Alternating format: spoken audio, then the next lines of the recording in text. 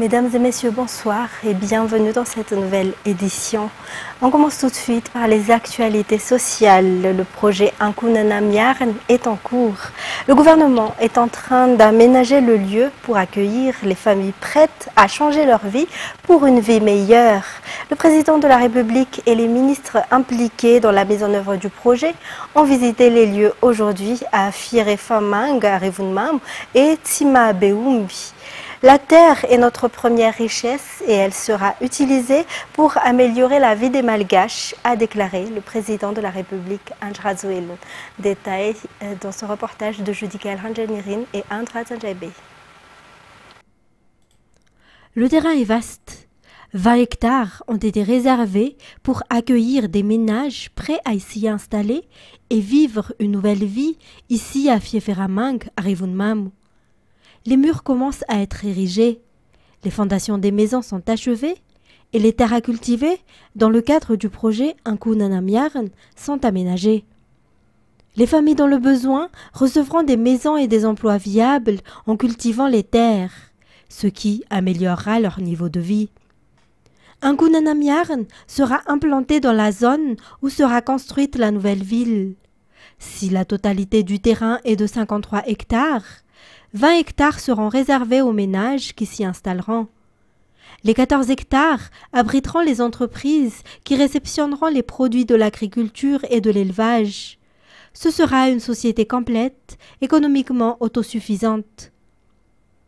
86 ménages ayant suivi une formation vivra à Fieferamang et recevront chacun 2000 mètres carrés de terrain.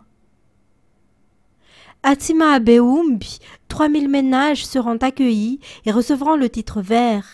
Autrement dit, ils exploiteront la terre pendant 5 ans, puis en deviendront propriétaires. Une fois achevé, on n'appellera plus l'endroit Tsima Beumbi, mais Anbuimiarn.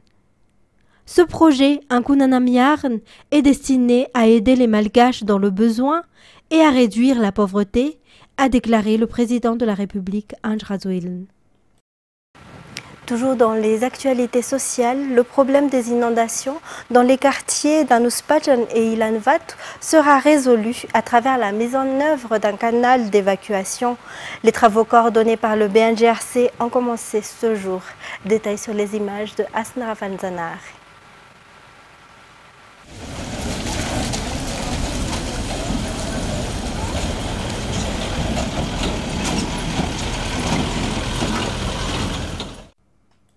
Sur ces images, l'état des routes à Ilanvat lorsqu'il pleut, elles sont presque inondées. Selon un technicien auprès du BNGRC, la raison en est le manque de canal d'évacuation ou la défaillance de ceux existants qui conduisent à la stagnation de l'eau. Habituellement, l'eau pénètre dans les maisons pendant la période de pluie. Pour résoudre le problème, le BNGRC, le district de Tana 4, le Fuktan et la CUA ont procédé au curage des canaux dans 4 Fuktan d'Anuspachan. Un nouveau canal d'évacuation a également été créé à cet endroit qui est un terrain privé. Comme le propriétaire est conscient de l'importance de la mise en place de ce canal dans la société, il a autorisé le gouvernement à le construire ici. Selon le général Elakanji Akadz, directeur général du BNGRC, tout le gouvernement collabore pour l'assainissement d'Antananarivo dans le but d'éviter les inondations en cette période de pluie. Pour en revenir à ce canal, les travaux devraient être achevés d'ici 5 jours.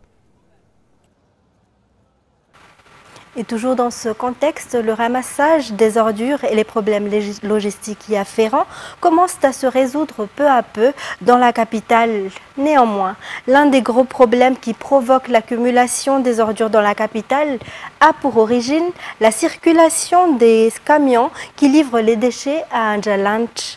Le ministre de l'eau, de l'assainissement et de l'hygiène s'est penché sur la situation à Anjalanch avec la SMA pour examiner les solutions afin de pouvoir évacuer les ordures et rétablir la propreté d'Antananarivo. De l'Ilsan. Anjalanch est le lieu où sont déversées toutes les ordures d'Antananarivo, la capitale. La commune d'Antananarivo et la SMA se chargent de la collecte des déchets et de leur acheminement. environ 1200 à 2000 mètres cubes de déchets sont livrés à Andjalanche tous les jours. Les déchets sont collectés jour et nuit.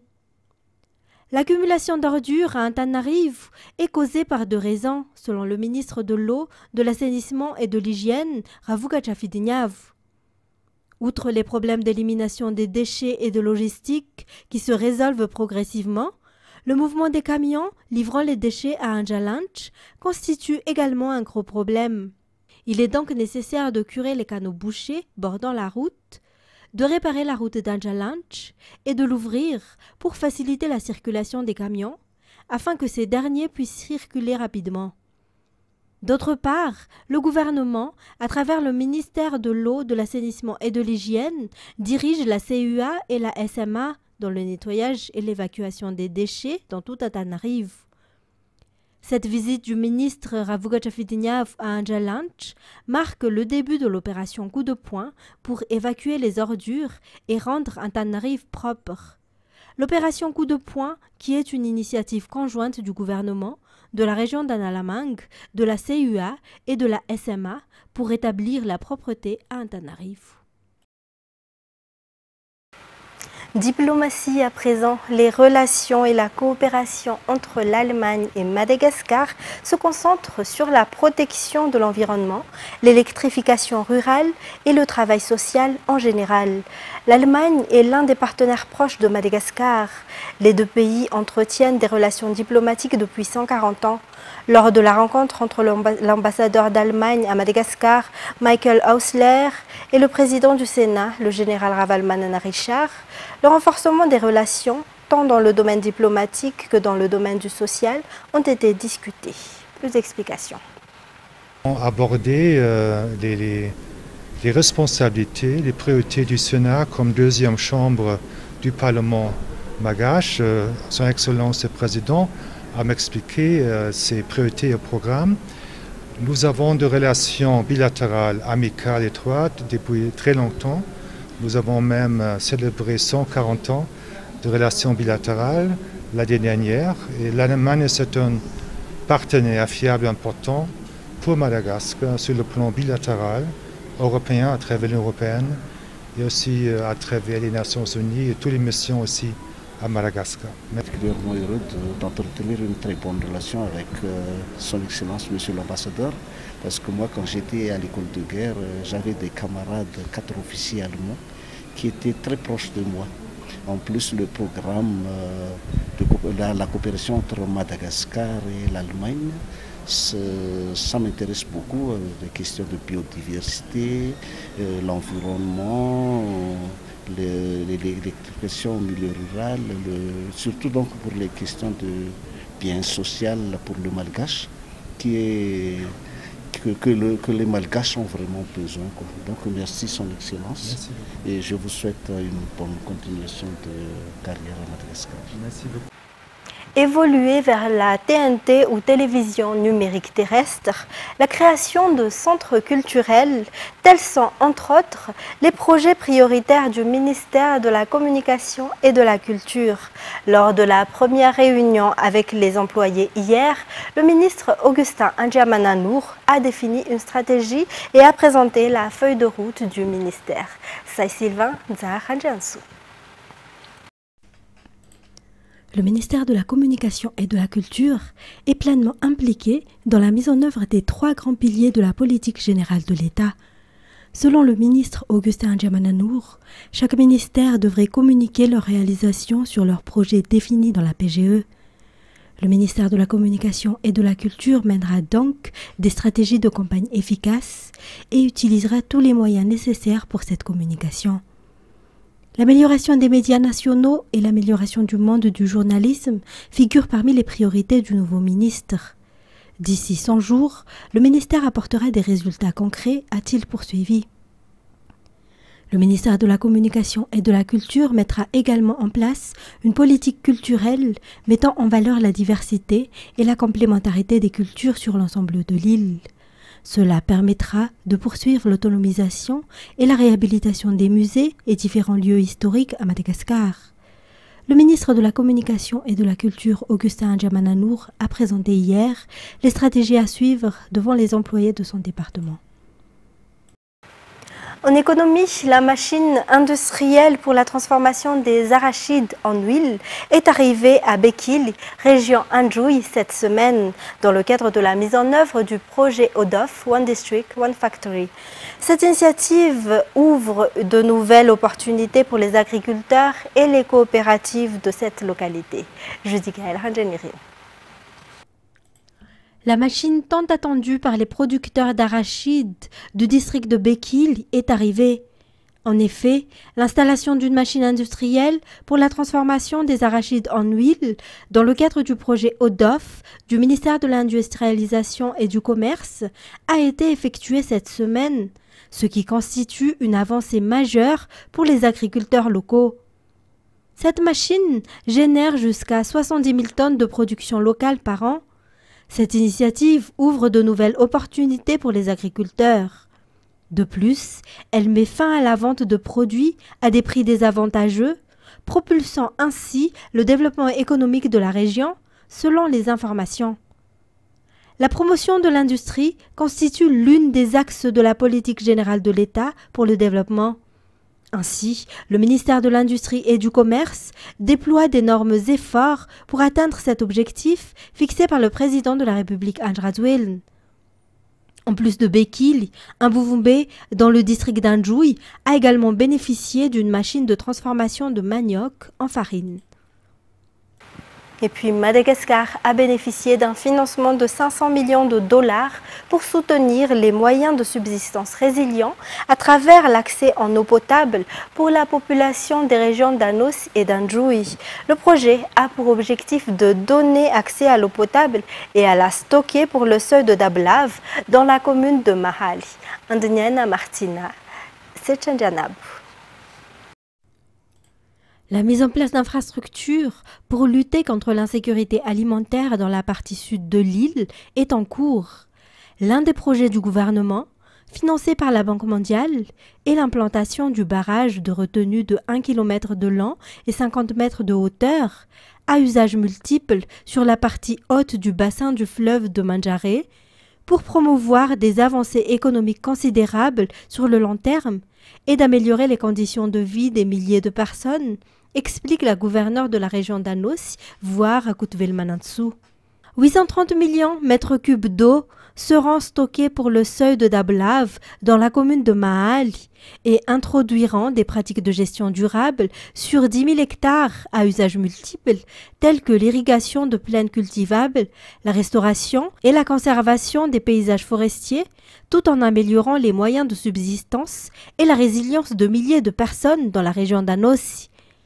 La population bénéficiera également de 1,5 MW d'énergie électrique qui pourra servir aux besoins locaux. Les responsables auprès de la Banque mondiale ont effectué une visite sur place pour s'assurer de la faisabilité de ce projet. La Banque mondiale, nous sommes venus pour voir l'avance de ces études ensemble avec la Banque asiatique d'investissement. Pour le moment, c'est seulement des études et nous sommes contents de comment ces études avancent. On vient de faire une réunion avec la ville de Mahali.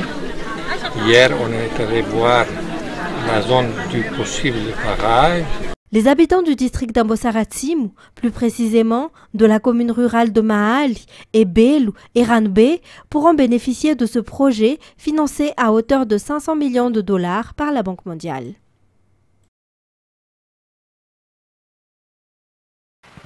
Et on enchaîne avec les actualités internationales largement réélues. En décembre dernier, le président de la République démocratique du Congo, Félix Tshisekedi, prête serment samedi pour un second mandat.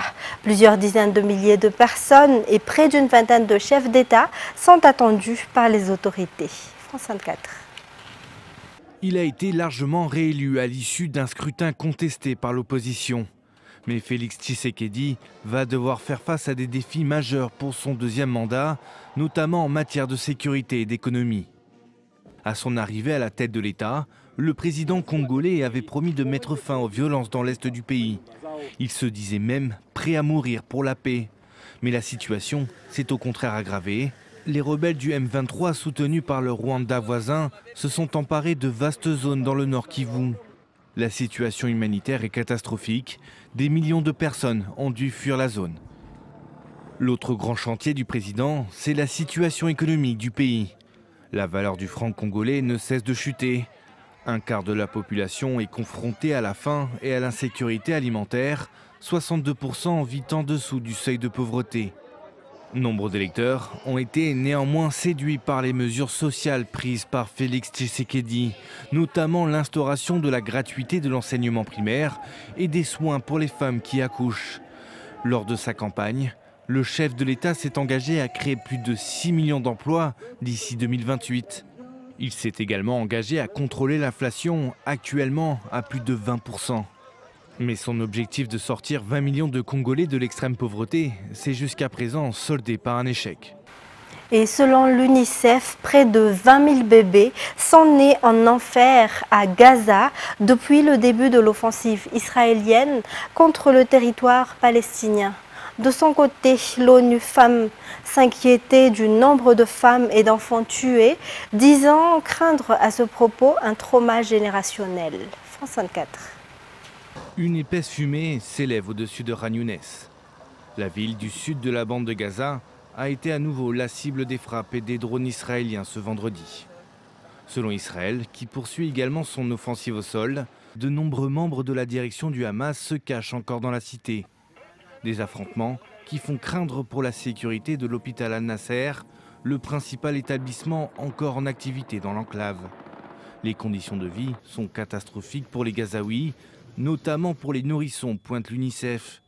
20 000 bébés sont nés depuis le mois d'octobre dans des conditions inimaginables selon l'agence. Devenir mère devrait être un moment de célébration. Mais à Gaza, l'enfant est mis au monde en enfer.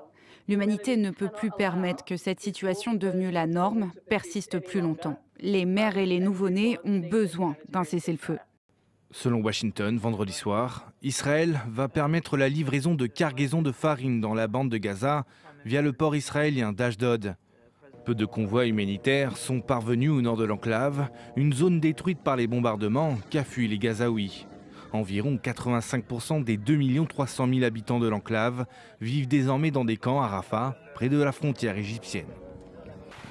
Pour terminer, une frappe israélienne a tué samedi à Damas le chef en Syrie des renseignements des gardiens de la Révolution, son adjoint et 2 autres membres de cette armée idéologique de l'Iran. Selon des médias à Téhéran, la frappe a visé un bâtiment dans le quartier de Mazeh, la capitale syrienne, où se tenait une réunion de chefs proches de l'Iran, a précisé l'Observatoire syrien des droits de l'homme. France 24. Les gardiens de la Révolution ont annoncé la mort de 4 conseillers, entre guillemets, membres des gardiens de la Révolution lors de cette frappe à Damas, sans donner leur identité, mais les médias iraniens affirment que le chef de la sécurité de la force Quds des gardiens de la Révolution et son adjoint ont été tués dans cette frappe lors d'une réunion qui se tenait dans cet immeuble, donc dans la banlieue de Damas. Ces responsables sont, selon les médias, chargés d'envoyer l'aide aux différentes forces qui sont soutenues par Téhéran, notamment le Hezbollah libanais ou encore les milices irakiennes ou syriennes qui sont soutenues par Téhéran. On se rappelle, fin décembre, l'armée israélienne avait frappé déjà à Damas 2 cibles dans ces frappes fin décembre. L'un des hauts commandants des gardiens de la Révolution, Syed Razi Moussavi, avait été tué. C'était l'un des hauts responsables des gardiens de la Révolution, basé à Damas depuis de nombreuses années, plus de 25 ans. Il a été tué dans cette frappe et l'Iran avait réagi selon les termes d'un communiqué des gardiens de la Révolution en frappant, selon ce communiqué, une base à Erbil au Kurdistan irakien, en affirmant que cette cible était une base en fait des services de renseignement israéliens. Et on doit maintenant attendre pour voir comment l'Iran va réagir. Pour l'instant, il n'y a pas l'identité de ces responsables des gardiens de la Révolution n'ont pas été révélés et confirmés par les gardiens de la Révolution, et on ne sait pas comment l'Iran va réagir.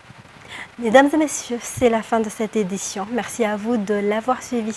Restez avec nous tout de suite après le film Wrath of Man avec Jason Statham. Passez une excellente soirée sur Viva. Au revoir.